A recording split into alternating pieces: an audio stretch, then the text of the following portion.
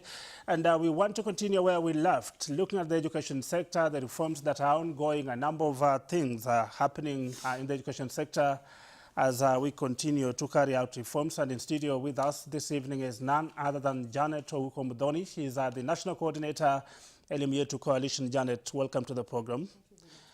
We also have in studio Kibra Member of Parliament, Ken Okoth. He is also a member of the Committee on Delegated Legislation and very passionate about issues to do with education. Mheshimiwa, welcome to the program. And as usual, if you want to get in touch with us, Jen Wamboy is here to let you know how you can do it. A very good evening to you, Jen. Hope you're well. I am well. Excited to be back here to continue with this discussion that we kick-started last week on the whole question of the free education program that is set to take place anytime as of next year, considering it is a pledge that was made by both the presidential candidates, regardless of how the elections will go. So today we're going to continue with this discussion and also look at ways in which we can make education affordable to all the parents so that all the children can have access to education, irregardless of what level they may be at. So go ahead and keep sending in those tweets that you started sending last week. The questions, send them in. We will be addressing them with a very capable panelist as we proceed on with the show. SMS line is 22162. Please do leave a name and location. You can also find us on Twitter. The hashtag is BTHKBC and our handle remains at KBC Channel 1. When you go to Facebook, our page is Beyond the Headlines. Let's get started with this conversation. Martin, twende kazi.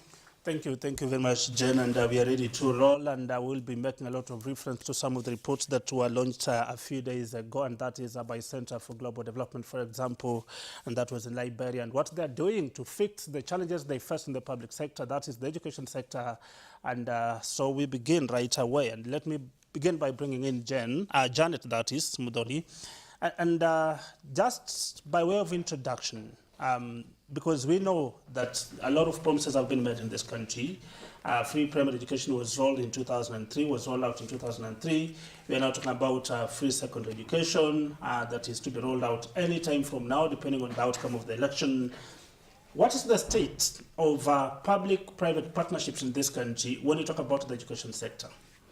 Oh, very good. I think, as we were saying last time, we do have the concept of the PPPs within government documents.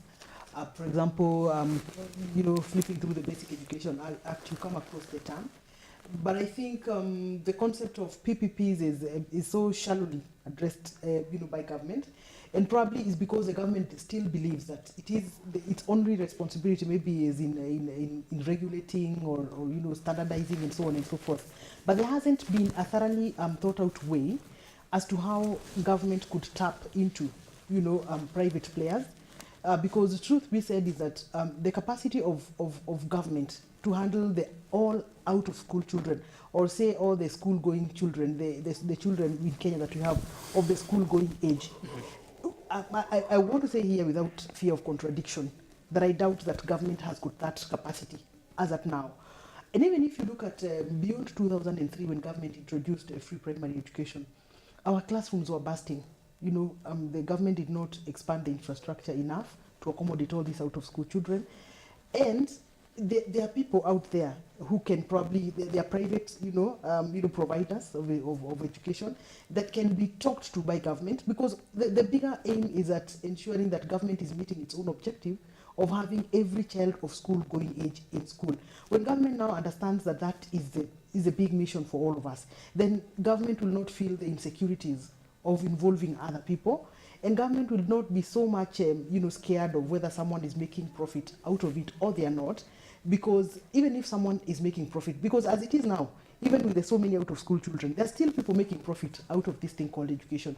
So I think when government just sheds all these insecurities about who is doing what, and they come in, they embrace everybody else, and they take their standards, you know, the ability of government to just maintain the standards up there, because as it is now, I think government has not done so well in terms of maintaining the standards and even setting pace in terms of standard in this country. So I think there's still so much work that governments need to do, but yes, because like now, there are efforts you have seen from the government in terms of trying to embrace the private players. Like now you're aware the government pays for examination fees for every child, irrespective of whether you in public or private. But all that is in terms of trying to tell Kenyans, because Kenyans have been saying we don't have a private or public child. It is in that context that government is doing it, not in the context of expanding access for all of us, or providing more opportunities, or even inviting competition. I mean, let's see what practices everybody else have, because clearly said, if parents are faced with choice, even at secondary school level, I doubt there are so many parents who would prefer, you know, taking their children to public secondary schools, and that is a question of management. It's a question of management, yeah. And Mheshimiwa Okoth, Janet refers to, and I've heard her talk about insecurities that the government may be feeling, and perhaps that's why sometimes it is apprehensive in striking some of these partnerships. Do you think we can guarantee government more security through legislation? Yes, and I actually think the government orthodoxy or dogma around education and who provides it is very misplaced, because the government of Kenya is very comfortable looking at PPPs in healthcare. Right now, our nurses have been on strike for over 100 days. Also, where people are getting their healthcare from private clinics, private health centers, private hospitals, and it's being paid for by NHIF. When you look at free primary education as it was launched in 2002, 2003, very crowded schools. I am MP for Olympic Primary School and a graduate of that school in 1991. That school led for about 12 years in a row in the 80s and 90s in KCPE. Today, it's the largest school, overcrowded. Student-teacher ratio is 1 to 100 children, 1 teacher. It's overcrowded, and it's the biggest school in the country. They're trying their best, but they cannot produce the results that they used to produce when I was a child there, when the student-teacher ratio was 40 children, 1 teacher. That has something else to be changed. So I think government needs to get away from this embrace of a certain ideology and orthodoxy and dogma about who can provide education or who should provide education, and be more realistic about it and say, how do we make sure every child has education, and what are the quality outcomes of education that we want? And so to me, this is, I think, an important point that we need to put out to all stakeholders out there in the policy sector, people in the ministry, the leadership of the country at the highest level, but also, you know, parents within the communities and as you get to counties. When you look at education and the rules that are there in our Basic Education Act, and then the regulations for what the definition of a school is, how many acres of land, how size of windows, what kind of walls and floors. Those are definitions that even many government schools in places like Baringo and Baragoi don't meet. Children are landing under a tree. So we need to change our thinking from what is known as input-oriented and input-focused. How many teachers, how many classrooms, of what size, what shape of floor, how much land, things like that, to an output-focused education thinking. What are the results? That gives you the freedom to then think, what are the resources and rearrangement you need of the inputs to deliver? You know, you can say, for instance, how many teachers in a school, of what qualification level, with what teaching resources are needed to deliver for these children.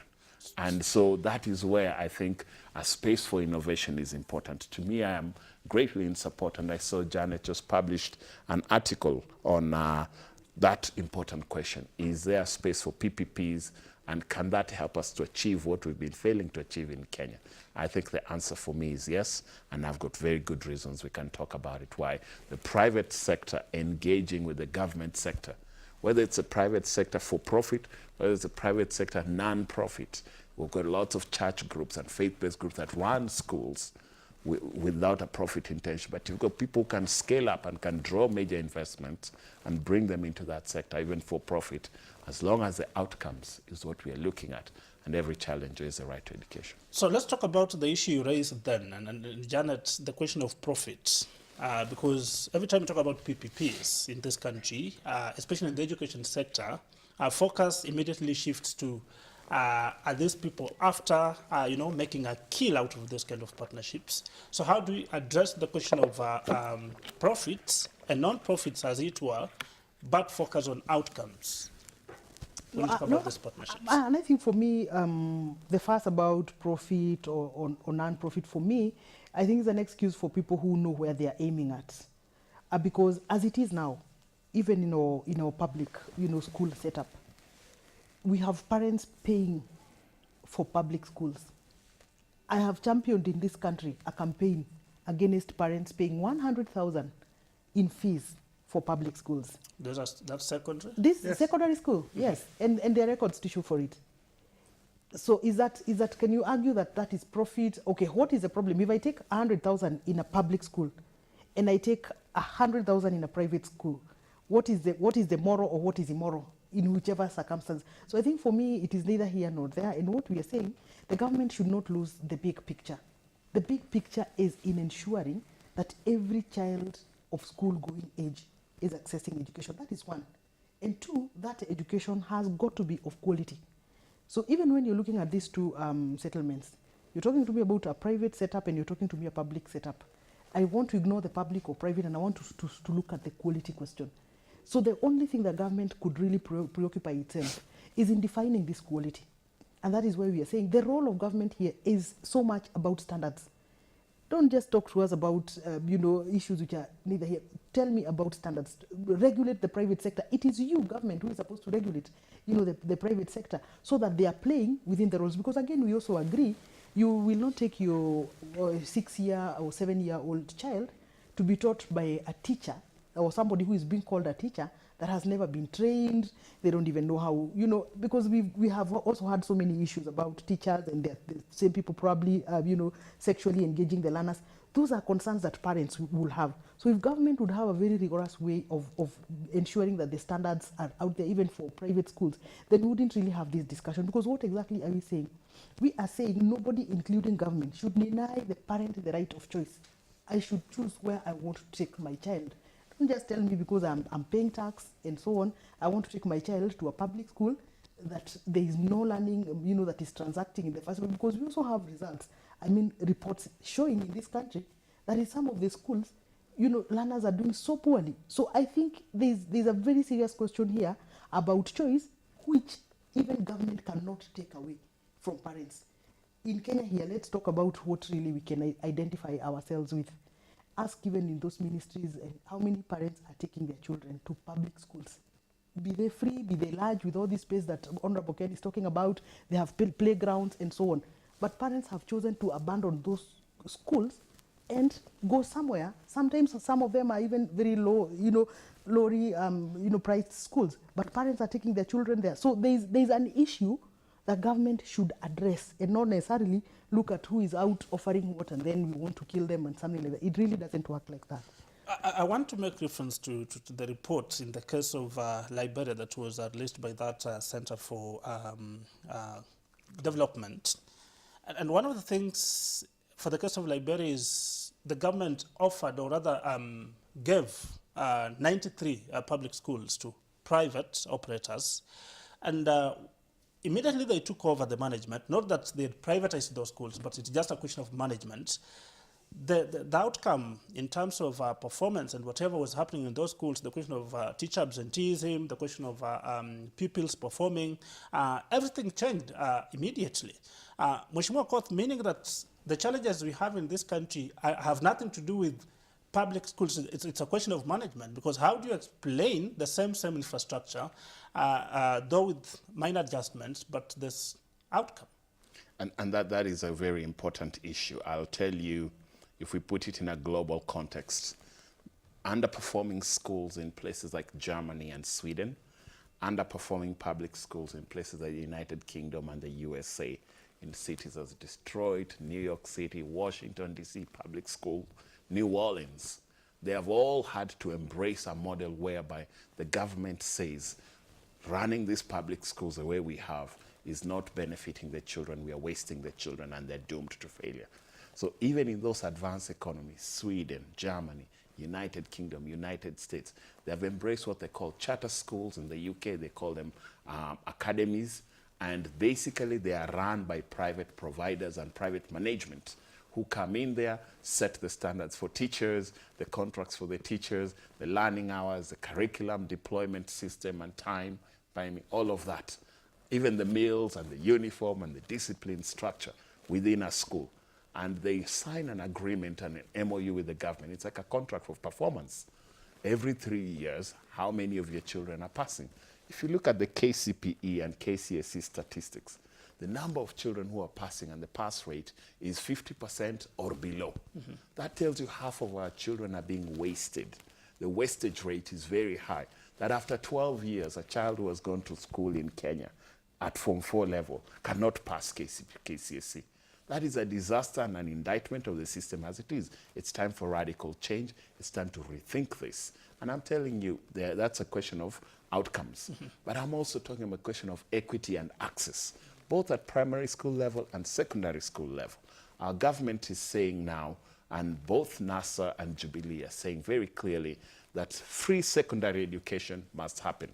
The fact of the matter is we've been using Class 8 KCPE exam not only as an assessment of how much children have learned, but as a tool for sieving who gets condemned never to go to Class 9, Form 1, and as a tool of who is then privileged to go, based on whether they perform better or in a certain way in KCP. That is an injustice and an equity issue. Every child has a right to go to Form 1, Form 2, Form 3, Form 4. It is not for us to determine for them, say, Class 8, you didn't do it well, your life ends there, and condemn an innocent child. So this is where we'll have to ask ourselves, the reality of the matter is we don't have capacity at secondary school level. But even in the primary school levels, we don't have capacity. That is why the children jammed the school and teacher-student ratio went from 40 to 80, 90, and 100, and outcomes went down. So right now in the urban slum areas, go to Mathare, Korogosho, Kawangware, Kibra, 40, 50% of the children are not in government public schools. These are the poorest Kenyans. They are paying taxes, but they don't have public schools. They are going to alternative providers who are these non-formal low-cost providers, individuals who are running their own schools. The question is, when will the government embrace them fully? On paper, in the law, we have the alternative providers of basic education and training UPBETS. It exists. And I'm saying if we move to secondary education without embracing that, and the ministry has to explain to us, are there cartels that are interested in killing the spirit of UPBET? Yet the government does not have the capacity to give every child the right to education from Class 1 to Class 12, which is Form 4. What is it? How do we embrace that capacity? So to me, I think if you look closer home, I gave you the example of advanced economies that are larger than ours. Come back to Africa. In Liberia, they have tried this, and they brought in 29 partners to be providers of education and manage public schools. So no child is stopped, no fee is charged. It's the government that pays for that cost of education and pays for a contract with those managers that they have brought in, management organizations who are the partners to run different schools. Now the results are fantastic. The same school with different management, absolutely fantastic, from absenteeism to reading capacity to all those things. The typical Kenyan government schools in the rural area and in the urban area, the teachers are underpaid, unmotivated, or whatever it is. They're unsupervised, and they're going out and doing their own business. In the few schools that perform really well, the thing changes the other way. It becomes a cartel system, and they raise the fees to 100,000 and refuse. When we brought the petition, Janet and I, 2 or 3 years ago, to bring back secondary school to about 53,000. So I think for me, PPPs give us a chance, and here are the benefits. If you want infrastructure and we'll talk about the benefits. Yeah. But Janet, Mheshimiwa Okoth raises a very fundamental question. And that of you give some of these public schools to private operators to manage, and the results are awesome. Is it possible, and I did refer to a situation where the operators set the standards. You have a memorandum of understanding, for example. You say, this is what we want at the end of the day. If the government, for example, in this country said we want to sign an MOU, and we have seen some of the schemes of service that our teachers have signed with the government, if it said that we want you to do this and this, we want you to sign a memorandum of understanding, we want you to give us this by the end of the year, if you do not give, this will be the consequence. Do you think that will then change the matrix in terms of the education sector? I want to agree entirely with Honorable Ken Okoth when he says that what ails our schools is a question of management only. I do not think really that we've got any other problem. We've attempted to compare, what takes place even in terms of like infrastructure. You have schools like the one he's mentioning, Olympic, is really endowed. You have all this land and so on and so forth. You've got the best teachers. It would interest you to know. A lot of public schools, a lot of private schools pay teachers very little money. So you have teachers who are both experienced, they are well trained, and they're even well paid in the public schools. But I've also had confessions. I've been in this sector for a while, and even the teachers themselves, because usually the teachers that are absorbed by the Teacher Service Commission usually have taught in private schools, for some time as they await absorption by government. And you will hear them say that at government schools, you just relax. You just relax, there's rest no much there. Pressure. There's no much of the monitoring, and we're really not advocating for very harsh conditions for teachers. But we want a government that makes admissions, and we've seen these admissions coming, where the ministry admits that yes, we've got a challenge in the manner in which we manage our teachers, because at times you have the Ministry of Education that is not able to ask questions to the Teacher Service Commission, because if the CS today wants to deal with any teacher, he has to do that through the Teacher Service Commission. He has to write a letter and then await an explanation and so on and so forth. But at the private school setup, the director is there, and the questions are handled. If there are any disciplinary issues or any performance monitoring questions, they are handled on the ground. And then too, there's also the whole other question about the resources. Our schools weren't doing as poorly as they are doing now post-2003.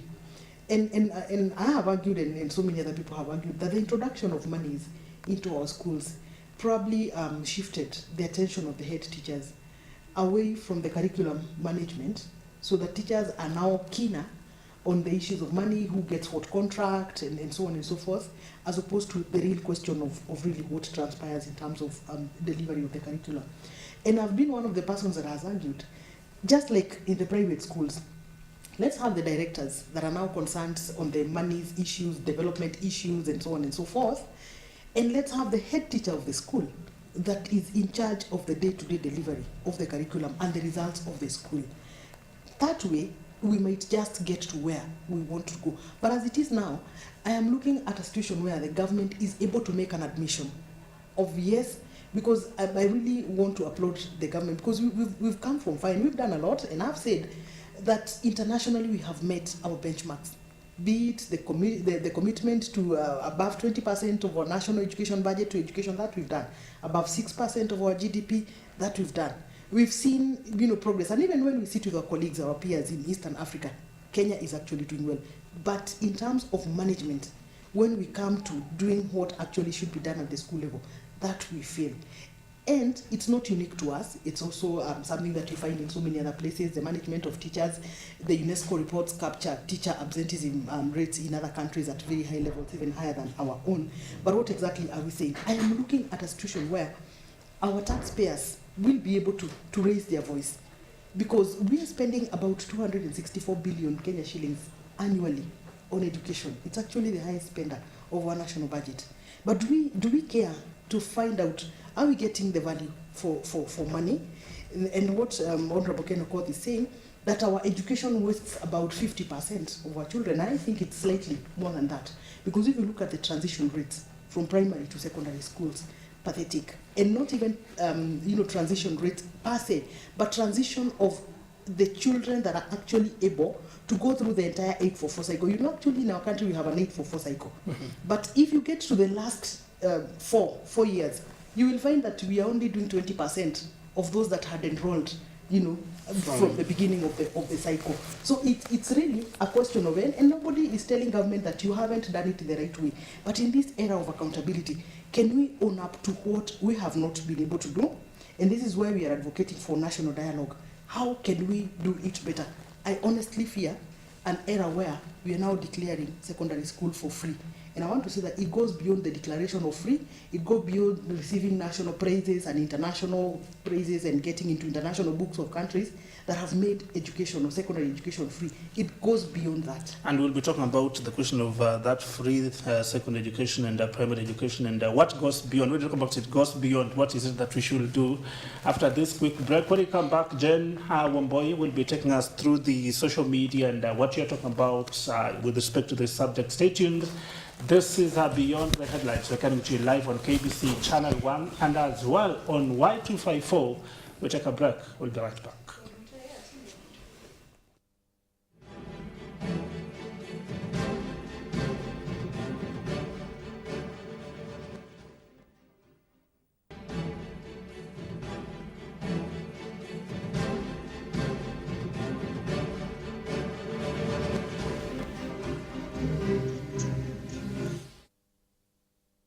Welcome back to the program Beyond the Headlines. If you're just joining us, we are talking about the education sector and we're looking at public-private partnerships, the question of free secondary education, free primary education, and where as a country we are missing it. I can see Masiba in Diema saying we are watching. This one should be somewhere in Kisumu County. I want to believe and I want to appreciate for your continued watching of the program. You say you get to understand some of the fundamental issues. But on Twitter, I can see a lot of responses, and Jen Wamboi is here to let us know what people are saying regarding the topic under discussion. Over to you, Jen. Yes, Martin. I think education is something that is very, very close to the heart when it comes to the people, because I mean people are contributing all manners of solutions when it comes to the education sector here in Kenya. Thank you very much for talking to us. On Twitter, the hashtag is BTHKBC. I see Kipchumba H. Brand saying, I believe that Dr. Matiang'i will dismantle the cartels in public schools. All right, I see Nemo Rama has actually put out a picture of a newspaper cutout of our guest, Janet, say the whole question of why the public-private partnership in schools is, you know, thumbs up. I see Professor Ongeri saying teachers may be qualified, but they're not motivated. All right. Lord Mutai saying the management of schools is so poor in Kenya, you can almost feel the incompetence. And earlier he had mentioned if there's a way or solution that can be put in place to make sure that the funds do not go to the school heads, but actually to the project coordinators directly, you know. Different Sharon appreciating the conversation. I see them retweeting our guest's newspaper cutout photo. Yvonne saying parents and communities should be taught on the need to do away with practices that continue to keep girls out of school, considering that we have a free primary education and free secondary education. We'll be checking in a matter of months. Jacqueline Walumbe rather enjoying the conversation, saying there are issues the government should address instead of frustrating private providers of education. Kelvin Mugendi saying partnerships that are general, partnerships that are geared to building a nation are the best, such as, you know, the education sector, the health sector. They should be able to embrace partnerships from the private sector. I see Lord Mutai quoting our guest's statements.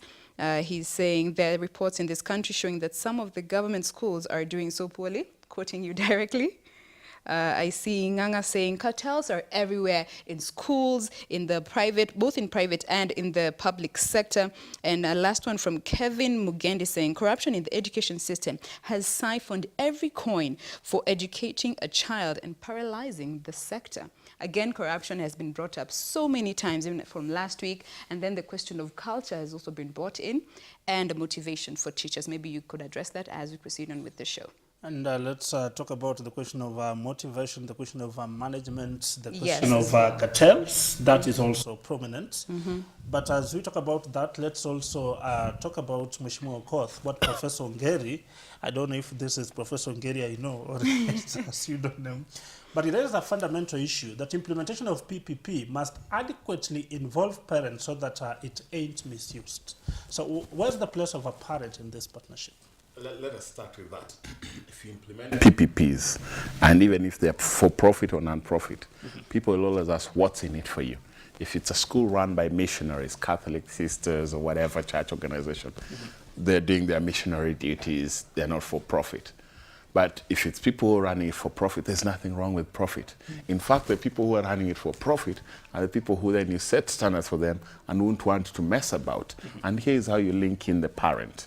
If a parent is going to a school that's a PPP between the government and a private provider, and the government is paying to that private provider capitation per child, and the parent feels that school is not performing well enough and not serving their children appropriately, they can withdraw their child. And when they withdraw that child with that funding, that school will collapse.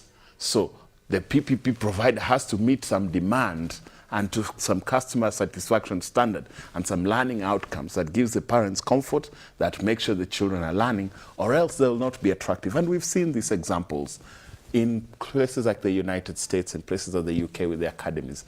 They're given charters and contracts every 2 or 3 years on how many children to enroll to increase accessibility, on how to deliver the curriculum and education outcomes and sure they can do it. And then they have to figure out where are their profit margins. Some of them even have to go fundraise and to make their schools viable and attractive to parents to bring in the vouchers or whatever it is that capitation per child to their school. So I think if a provider is not providing, first of all, within 2 or 3 years, the parent satisfaction rating can be measured, can be reported on, and that provider can be kicked out of the business and that charter given to somebody else to continue doing the job who's better managed. But I wanted to say before we went to the break, to me the benefits of considering PPPs, and Janet said it here very clearly. On questions of money and investment and budgeting for education, I've been in the budget committee for 4 years. Kenya is not doing bad. Our problem with education outcome and quality and access and relevance is not a question of money, it's a question of management. We put in enough money, we don't get enough value. In terms of access for how many children get a school to go to, in terms of relevance, how the curriculum is run and delivered, and in terms of quality, how much the children actually learn to pass the standardized tests that are evidence of showing what they have learned at class 8. Children in class 7, when tested, cannot do work for class 3. That's a huge disappointment. So I think for me, the biggest benefits of PPP is to make sure you can bring in private providers who then can have the advantage of investing in infrastructure and technology very fast in a way that the government might not be able to. But number 2 is on issue of curriculum and pedagogy innovation. We've talked about issues of under teaching and absenteeism and lack of textbook or distribution, bottlenecks that don't get materials and resources to the government public schools. You give this to efficient private providers, they will figure out how to make sure that innovation in manner of teaching and supply of materials and all of things, even digitizing, happens very fast. But lastly, but not least, is a question of really equity. If you go and embrace PPP models in education, you can have, and I'll tell you very sadly, there was a time when in parts of Kenya, in Mandera, for instance, after a terrorist attack, the unions withdrew all their teachers and told their teachers don't go back to Wajir, Garissa, Mandera. And children didn't have their government teachers because their teachers were camped in Nairobi saying it's unsafe. I don't want to trivialize that, but what happened in that space? The governors of those counties hired Form 4 dropouts to teach and manage the schools and run the schools in the absence of these government TSC teachers, and the results were good. In fact, the results were better. So it tells you that there's something about how our schools are run. And for me, on an equity issue of access, you can actually reach PPCs and find people who can create new incentives to bring schools in marginalized areas. And marginalized areas is not just Turkana, Samburu. Marginalized areas, places like Kibera, Korogosho, where there's not enough schools, and somebody has to be clever enough and figure out how do you, in the middle of a slum, create a school. Because in my constituency of Kibera, I have 2 wards which don't have a single government school. In Lindi and Lain Shaba ward, the government says these are squatters and nothing, and we can't build schools for them there. So but private people have built low-cost, affordable schools that the parents are paying for. So all I am saying is sign a PPP agreement with them. A school like Mashimoni's Quarters is in Lindy Ward, where there's no government school. The government is threatening to demolish it to build a road. But someone has figured out to create a school that is pocket-friendly to the parents who live in Lindy Ward. And the government should be paying that fee and spending that money so that the parents don't have to spare. So I think for me, it's really, PPPs have a lot of advantages and we should consider it. I'll be coming back to the question of management because it seems it is a key one that you raised. But let me refer to a tweet that Kelvin Mugende said, Janet, and somehow sarcastic, but then it raises the issue because the responses also point to the question of corruption, the question of cartels in the education sector. And he says, if it were not for cartels in the education system in Kenya, the quality of Kenyan education could now be a tourist attraction. So how do we fix the question of cartels and corruption to make it a tourist attraction? You know, I don't like Kenyans the way they just resign everything to, you know, it's corruption and we seem so helpless about it. But I want to look at it from a different perspective.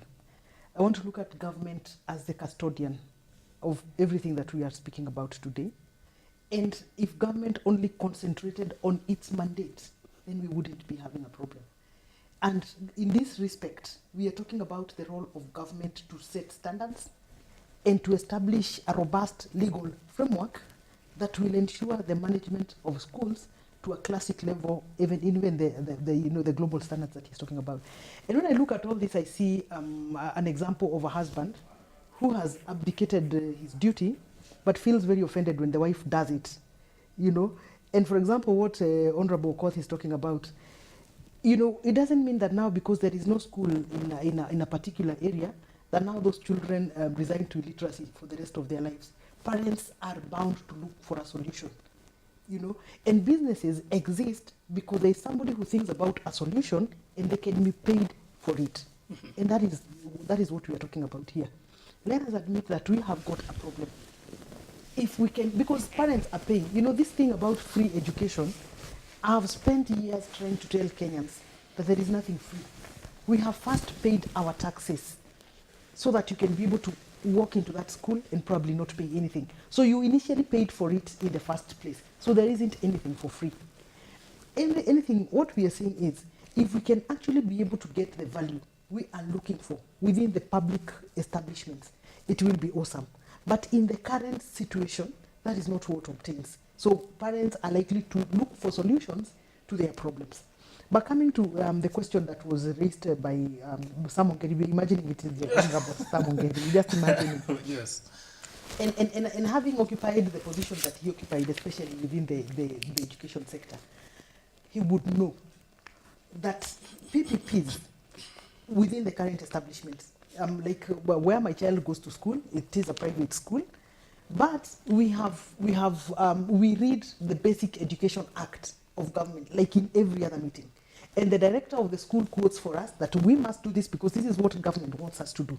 And I want to say that, you know, that is the level of involvement that government can get into. Develop a robust legal framework that even defines that parental participation that you are thinking about. Because let's not, we say what is good for the goose is good for the... You can't expect a lot of parental involvement in private establishments, yet we are crying of the same non-parental involvement in the public establishments that there are.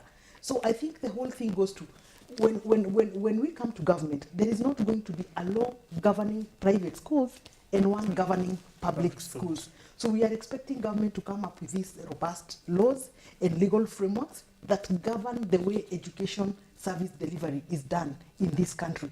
Then based on there, or from there, government now goes towards checking who is meeting these standards and who is not meeting these standards. And let's look at closer, you know, at ourselves. The recent cases of fire.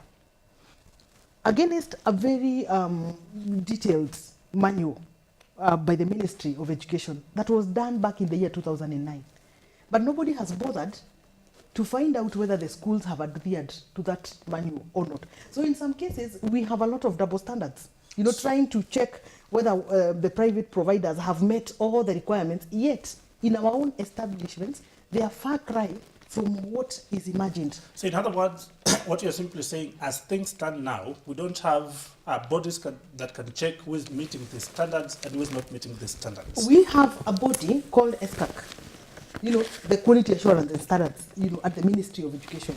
And it has been expanded for the last 3 years, and you know, so, but are we actually doing, are we actually doing, for example, when a school goes up in flames, and yes, accidents do happen, because accidents do happen. But what do we check again is, we are very quick to castigate the head of the school. We are very quick to castigate the board of management. But there is an arm of government that is supposed to have known whether you have adhered to that in the first place. So what I'm saying is that the government's core responsibility is in developing those legal frameworks. It is the Ministry of Education, because the Ministry of Education in this country is the most technically grounded department that can even be able to liaise with Parliament when the Honorable Ken Okoth are sitting to do their bills. That is the technical base of this country. Let them liaise with Parliament for us to come up with very robust legal establishments. Let them strategically position themselves to a level where they can be able to monitor whether all the institutions are adhering to the procedures and the guidelines that they have set up. Yes? Well, let me refer, Mheshimiwa Okoth, there's a question on Twitter, and to get to ask the question, who is the stumbling block between public-private partnership in this country? You know, I think we have a schizophrenia in our government. We like some ideas, but we don't really fully commit to them. Maybe there's some other interests. I'll tell you, for example, on PPPs, we are very inconsistent. And I'm telling you, in the education sector.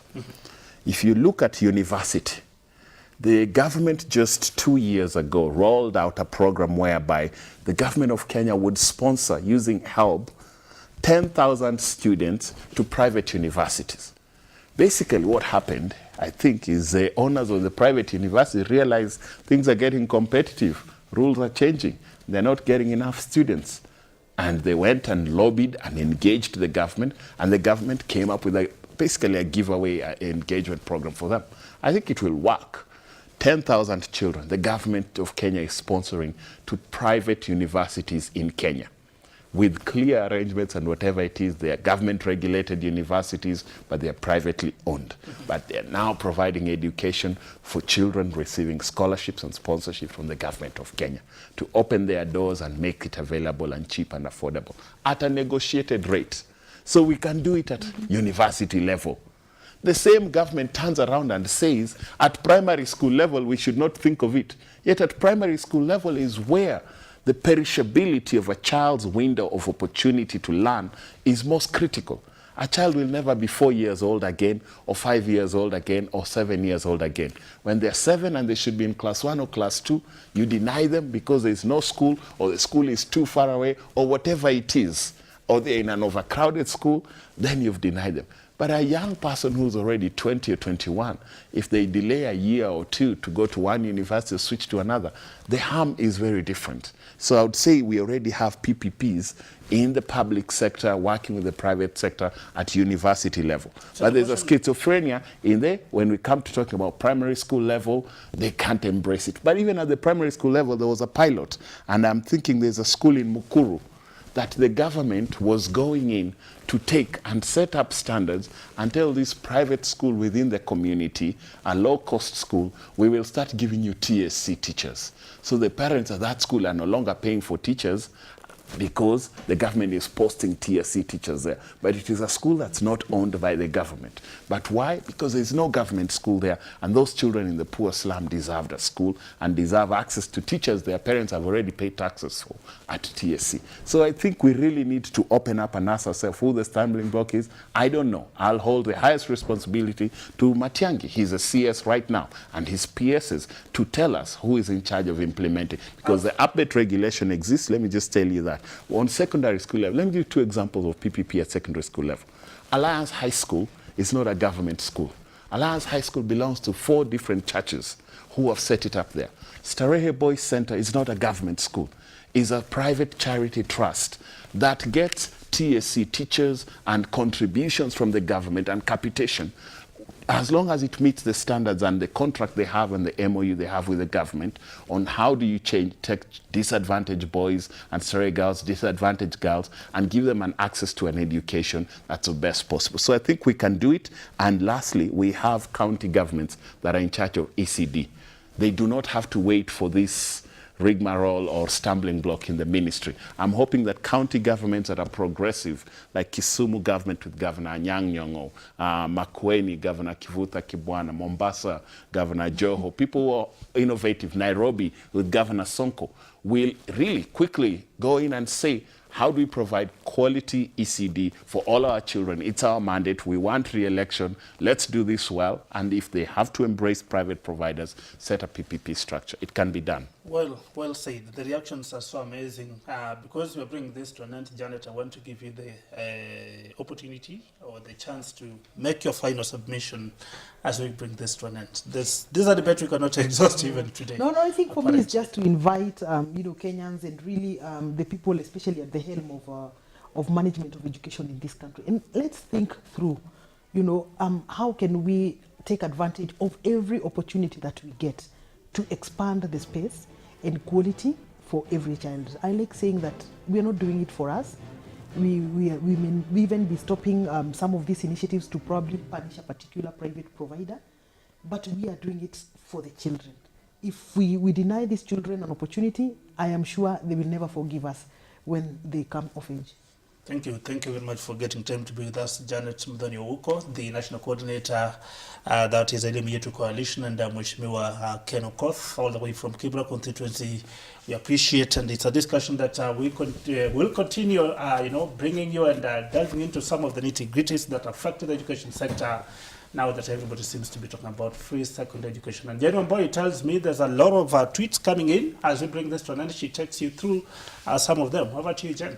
Yes, on the whole issue of PPPs, I see, where is it? Ongeri is saying implementation of the PPPs must adequately involve parents, so that it is not misused at any level. Lord Mutai enjoying the conversation. Jacqueline Walumbe, of course, I see you. Nganga again echoing the fact that cartels are everywhere in both the public and private sector. So, you don't really know who to trust, but you just have to take the risk. Professor Ongeri saying what will happen to parents who can't afford the hefty private school fees as well. Kelvin Mugendi, I see you. Ogeto has been very active today on the whole question of changing the education system, which is, what we are yearning for our children, because they are the ones who will benefit. As I wind up, Collins Kipkemboi saying, cartels, you must be rooted out. That is all. I will stop there for today, but thank you very much for your feedback. It has been much appreciated. Of course, our guests have addressed as much as they could. Unfortunately, that's all the time we had today, so we have to put a cap on it and end the show. My name is Janet Muthoni-National. Let's do this again the same week, same time, same place. #BTHKBC. Good evening and good night.